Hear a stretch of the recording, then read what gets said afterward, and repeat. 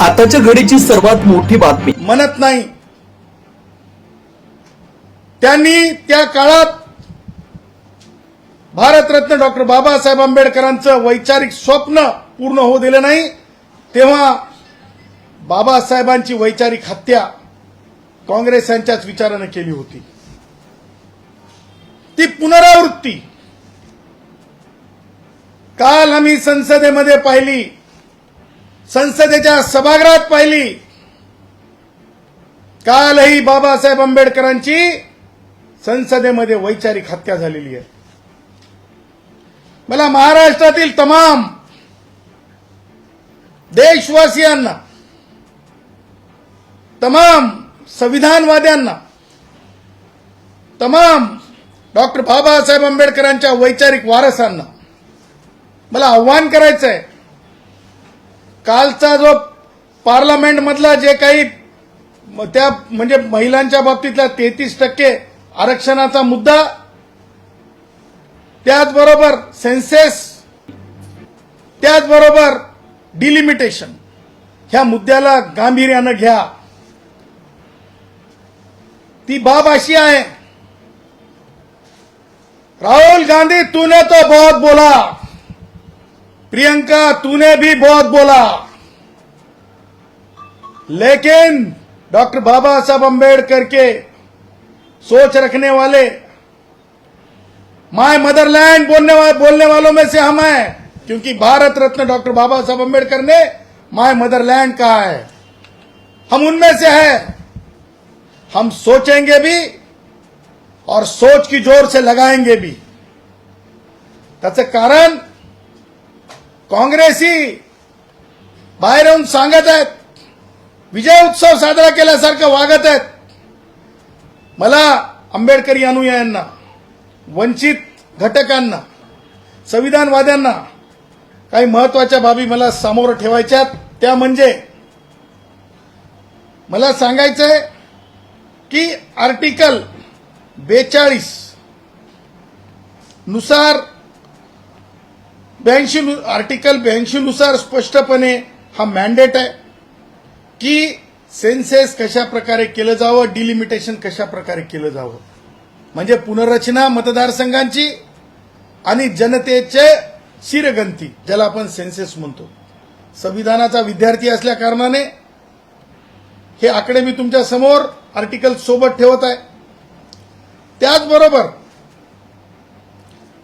ही जी बाब आहे, राज्याच्या ज्या जागा असतात विधानसभेच्या, त्या भारतीय संविधानाच्या आर्टिकल 170 नुसार डिलिमिटेशन आणि सेन्सेसचा भाग असतात।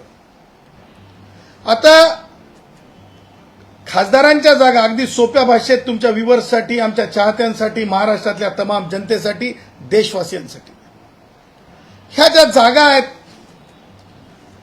कालचं जर बिल पास झालं असतं तर त्या जागांची संख्या काय झाली असती, तर पार्लमेंट मधल्या जागांची स्ट्रेंथ जी आहे ती 816 पर्यंत पोहोचली असती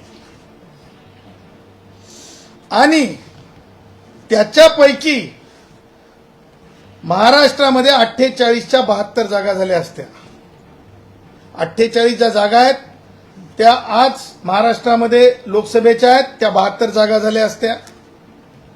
महाराष्ट्रामध्ये आज आरक्षणाच्या जागा किती आहेत, तर 8 जागा आहेत। अनुसूचित जातीचे खासदार, अनुसूचित जमातीचे खासदार, त्या खासदारांमध्ये वाढ झाली असती आणि म्हणून म्हणजे आता 5 जागा आहेत तर त्या 8 झाल्या असत्या आणि एसटीच्या जागा ज्या आहेत त्या जागा देखील वाढल्या असत्या। सांगायचं तात्पर्य, ह्या एकूण वाढ होणाऱ्या जागा जर आपण लक्षात घेतल्या तर 126 जागा ज्या आहेत त्यापैकीच्या जागा लक्षात घेता अनुसूचित जाती जमातीचे खासदार, आमदार वाढू नये याच्यासाठीची कुटील घाणेरडी नीती काँग्रेस यांनी आखली। काँग्रेसी स्वतःला सेक्युलर दाखवणारे हे अत्यंत घाणीतल्या वैचारिक किड्यासारखं त्यांचे जे विचार आहेत त्या घाणीतल्या किड्यासारखे विचार आज आम्हाला पाहायला मिळाले, ज्याला आपण व्हायरस असलेले विचार म्हणतो. आणि म्हणून आमचं हे म्हणणं आहे, ही बाब प्राखर्यानं संविधानवाद्यांनी लक्षात घेतली पाहिजे, ह्याच्यावर बोललं पाहिजे. प्रति प्रश्न असू शकतो की सदावर्ते कोर्टात जाता येईल का? या प्रकरणामध्ये काही मर्यादा संविधानिक आहेत. आर्टिकल 329 नुसार ह्या प्रकरणात न्यायालयात जाता येत नाही. परंतु एक लक्षात घ्या, ह्या प्रकरणाला न्यायालयात नाही तर जनतेच्या दरबारात, जनतेच्या न्यायालयात नेण्याची जिम्मेदारी संविधानवाद्यांची आहे, भारतीय जनता पक्षाची आहे, कारण त्यांनी बिल आणलं. त्याचबरोबर वंचित घटकाची आहे. काँग्रेस यांच्या नाळेला फुकट बांधून घेऊ नका, कारण काँग्रेसी विचार हा कायमचा जो आहे तो काँग्रेस गवताप्रमाणाचा विचार आहे.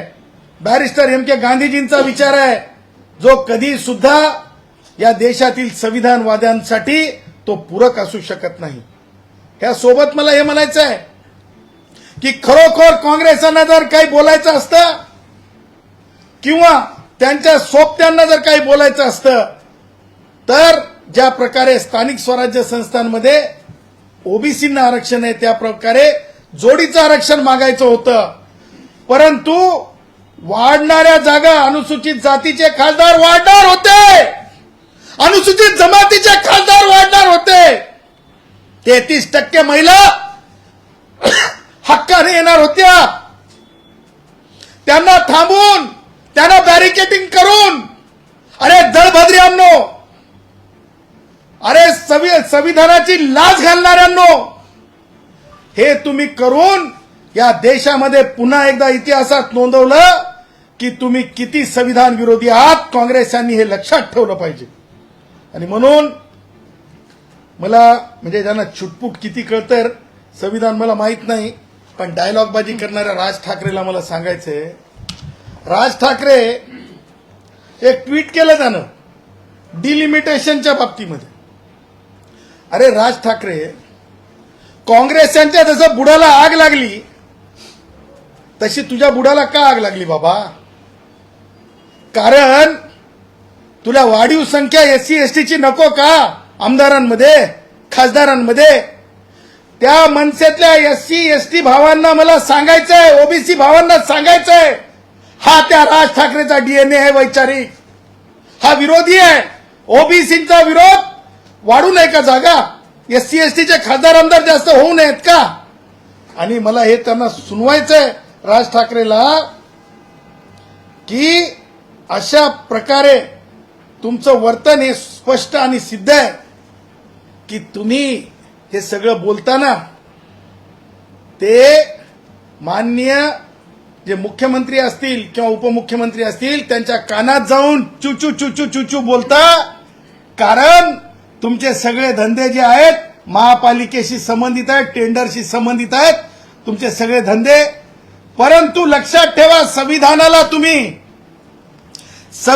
तुम्ही राज ठाकरे चुकीचं किंवा संविधानिक हक्कांना तुम्ही चुकीचं दर्शवून तुमचे कोणतेच मनसुबे राज ठाकरे आम्ही पूर्ण होऊ देणार नाहीत. महाराष्ट्राच्या सरकारला माझी हात जोडून विनंती आहे की हा प्रश्न निषेधाचा ठराव येणाऱ्या उद्याच्या जी म्हणजे महाराष्ट्राच्या मंत्रिमंडळाची बैठक असेल त्या बैठकीमध्ये 33% महिलांचे हक्काच्या जागांचे मारेकरी काँग्रेसी, त्याचबरोबर एससी एसटीच्या जागा डिलिमिटेशनमुळे वाढू शकतात, खासदार आमदार वाढू शकतात, त्यांच्या हक्काचे मारेकरी अशा प्रकारचा निंदाजनक ठराव महाराष्ट्राचे मुख्यमंत्री देवेंद्रजी, महाराष्ट्राचे उपमुख्यमंत्री एकनाथरावजी शिंदे, त्याचबरोबर महाराष्ट्राच्या उपमुख्यमंत्री पवारताई यांनी आणावा. आणि केंद्राच्या पटलावर ज्या प्रकारे वर्तन काँग्रेसांनी केलं, ज्या प्रकारे महिलांच्या हक्काची इज्जत घालवली, महिलांच्या हक्काची काँग्रेसांनी इज्जत घालवली, त्या सगळ्या बाबी निषेध नोंदवावा असं देखील मी आवाहन करतो.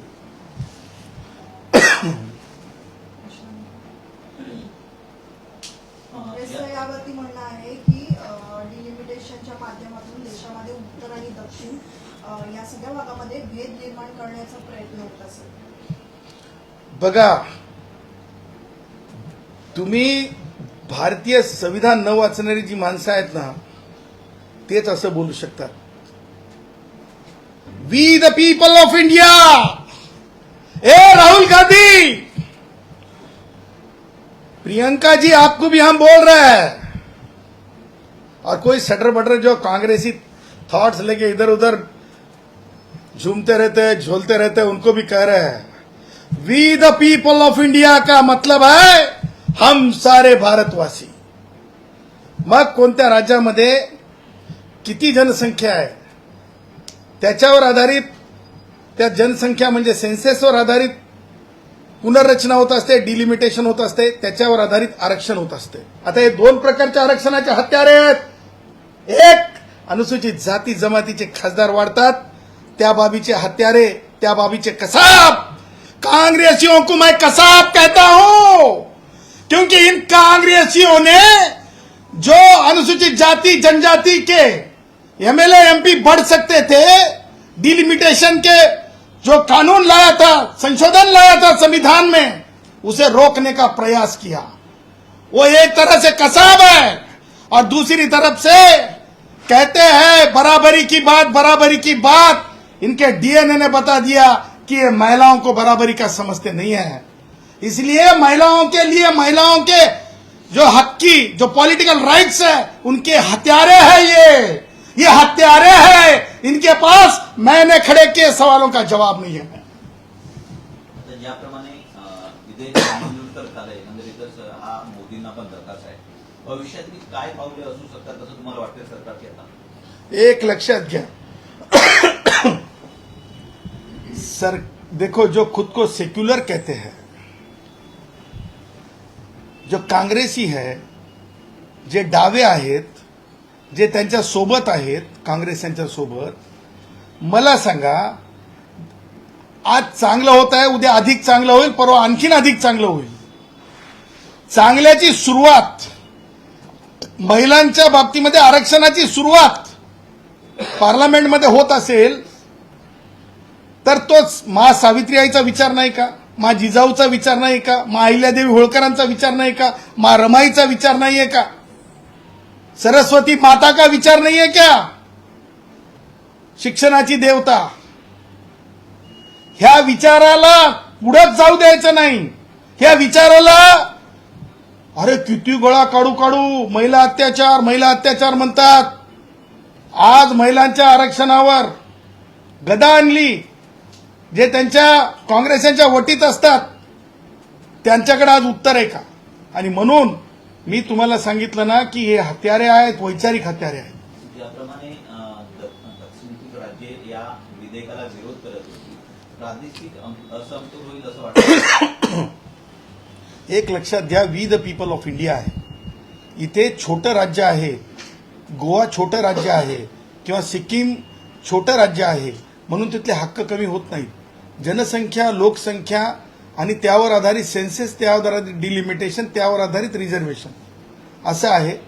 मला एक समजत नाही, अर्ध्या हळकुंडानं पिवळे झालेले राज ठाकरे सारखे वैचारिक, त्यांना काही कळत काहीच नाही. संविधानाचं कळत नाही, टोलचं कळत असेल, टन टन टन टोल टोल टोल टोल त्यांना कळत असेल, पण संविधानातलं किती कळतंय मला माहिती नाही. कानात बोलायचं कळतंय, पण त्याच्या बाहेर जाऊन काय होत असते ते त्यांना किती कळतंय मला माहित नाही. म्हणून माझं म्हणणं आहे की संविधान साक्षर जी लोक आहेत, जे संविधानवादी लोक आहेत, त्यांनी न्यायालयात जाता येत नाही या प्रकरणात. ठिकठिकाणी काँग्रेसच्या कार्यालयांसमोर महिलांनी, विद्यार्थिनींनी, वंचितांनी, वंचितातल्या सगळ्या घटकांनी, भारतीय जनता पक्षाने सुद्धा कॉल दिला पाहिजे की यांना प्रत्येकाला जाऊन प्रश्न विचारला पाहिजे. आणि विशेष बाब म्हणून पुन्हा एकदा जर हा देश काँग्रेसी, म्हणजे मी जे आमची आपली सगळ्यांची म्हणजे आदर्श जे आहेत, सावित्रीबाई असेल, मा जिजाऊ असेल किंवा मा अहिल्यादेवी होळकर असेल, यांची ही वैचारिक अधिष्ठान आहेत. या अधिष्ठानाच्या विरोधात काँग्रेस आहे का असं काँग्रेसने लिहून द्यावं काँग्रेसनी 33% विरोध का आहे.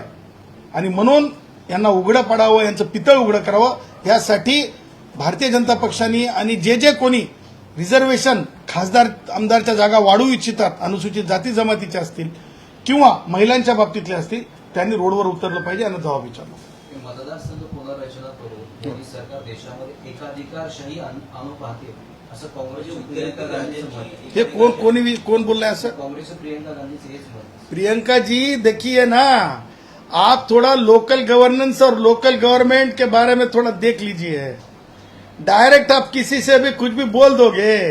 अरे आपको पता है क्या कि जो भारत के संविधान में संशोधन के बाद जो है रिजर्वेशन आया है, वो रिजर्वेशन आने के बाद आपके दादी जी को थोड़ा याद कर लीजिए, इंदिरा जी को, राहुल जी को थोड़ा याद कर लीजिए, आपके पापा को याद कर लीजिए जी.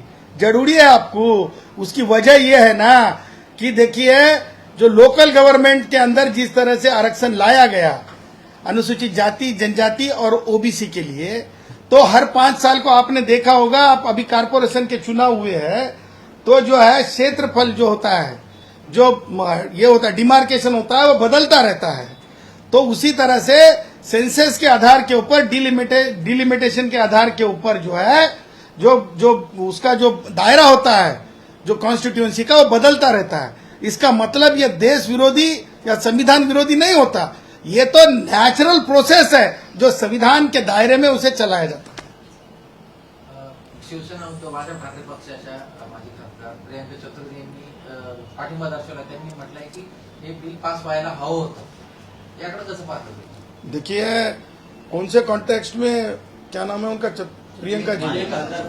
हाँ देखिए, हाँ तो कौन से कॉन्टेक्स्ट में उन्होंने बोला है ये तो मुझे पता नहीं है, लेकिन अगर से उनकी जो क्या कहते हैं उसे अंतर्मन से अगर से उन्होंने बोला है, सच्ची सोच से बोला है, तो एक बड़ी उपलब्धि है कि इस तरह का जवाब भी दे रहे हैं. उनकी यानी उद्धव ठाकरे को भी इस चीज से सुनना चाहिए. मुझे पता नहीं उद्धव ठाकरे की पर्सनल क्या भूमिका है, लेकिन उद्धव ठाकरे ने भी अभी समय आ गया है कि इनसे सीखे. किससे? क्या नाम है इनका, प्रियंका चतुर्वेदी जी से सीखना चाहिए. उद्धव ने भी सीखना चाहिए. पण या संदर्भात राष्ट्रवादी काँग्रेस शरद पवार पक्ष सर्वेसर्वा शरद पवारांची काय प्रतिक्रिया पाहायला मिळाली? देखिए यही तो है ना, वो चुप बैठते हैं और दूसरे को खुजली करने लगाते हैं. उन्होंने क्या कम खुजली की होगी क्या? शांति से थोड़ी बैठे होंगे. उनकी आदत है खुजली करवाना. मिटाता कौन है इनकी? हाँ, मिटाता कौन? अरे भैया भारत का संविधान सबसे श्रेष्ठ है. ऐसे कई शरद पवार आएंगे जाएंगे. भारत का संविधान फिर से नारी के सम्मान में ये बिल आएगा. भारत का संविधान की शक्ति से